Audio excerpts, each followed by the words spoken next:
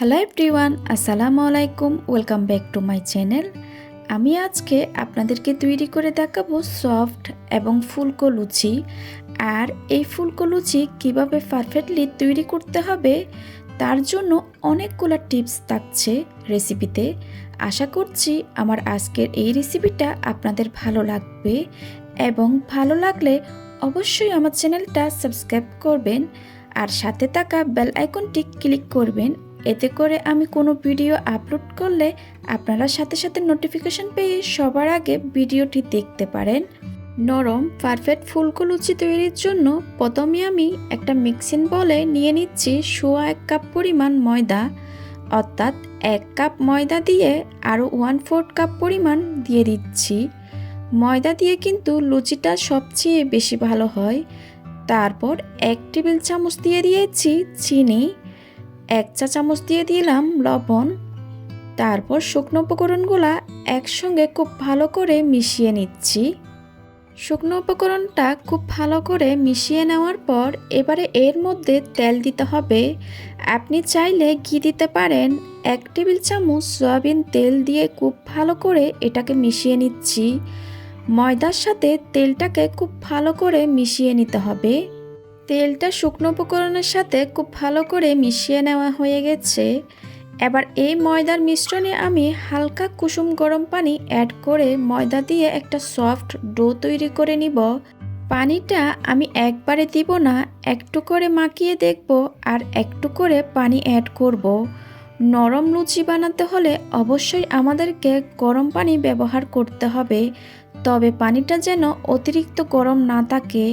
আমি এখানে নির্দিষ্ট কোনো পরিমাপ বলতে পারছি না, তবে আপনারা ডোটা মাখানোর সময় বুঝতে পারবেন কতটুকু পানির প্রয়োজন হবে। ডোটাকে আমি 7 থেকে 8 মিনিট খুব ভালো করে মতে নিয়েছি। নরম ফুলকো লুচি চাইলে অবশ্যই ডোটাকে খুব ভালো করে মতে নিতে হবে। ডোয়ের উপরে হালকা তেল দিয়ে ঢেকে রেখে দিব 30 মিনিটের জন্য। চলুন তাহলে 30 মিনিট পর ফিরে আসি। 30 মিনিট হয়ে গেছে।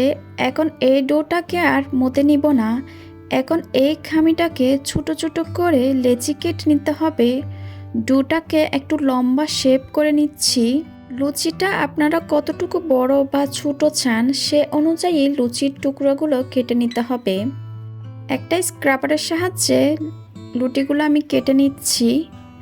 এভাবে কিন্তু আপনারা একটা গোল করে শেপ করে নিতে পারেন। সবগুলা ময়দার খামি দিয়ে লুচির জন্য আমি ছোট ছোট করে বল তৈরি করে নিব। এভাবে আমি সবগুলা করে নিয়েছি। সবগুলা খামি আমি এরকম একটা বলে নিয়ে নিচ্ছি। আর অবশ্যই এভাবে ঢেকে রাখতে হবে যাতে উপরের থেকে ড্রাই হয়ে না যায়। যখন আমরা লুচি বেলবো তখন একটা একটা করে বল উঠিয়ে নেব, এবং বাকিগুলা অবশ্যই আবারও ঢেকে রাখতে হবে। হাতে সামান্য একটু তেল মাখিয়ে যে স্থানে লুচিটা বেলবো সেখানে মাখিয়ে নিচ্ছি।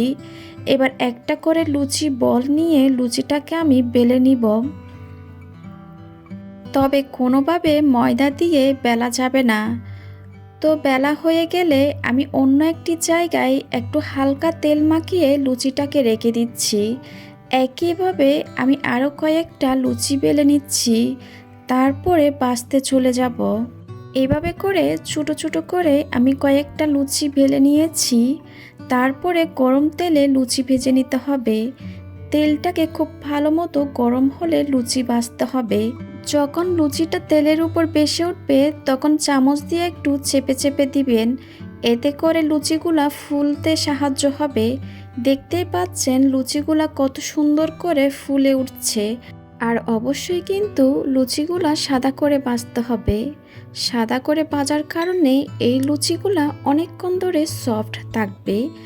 আমার দেখানো সবগুলা টিপস যদি একেবারে হুবহু ফলো করে থাকেন তবে আপনাদের লুচিগুলো ফুলকো হবে।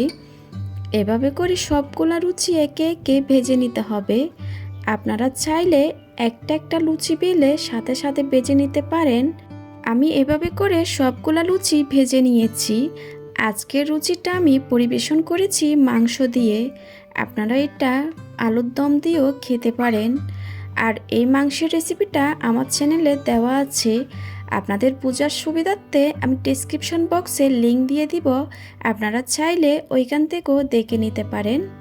আশা করছি আমার আজকের এই রেসিপিটা আপনাদের ভালো লেগেছে।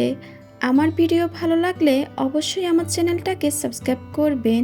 ভিডিও রিলেটেড কোনো কোয়েশ্চেন থাকলে সেটা আমাকে কমেন্ট সেকশনে গিয়ে কমেন্ট করে জিজ্ঞেস করবেন। আজকের ভিডিও দেখার জন্য আপনাদেরকে অনেক ধন্যবাদ। সবাই খুব ভালো থাকবেন। আল্লাহ হাফিজ।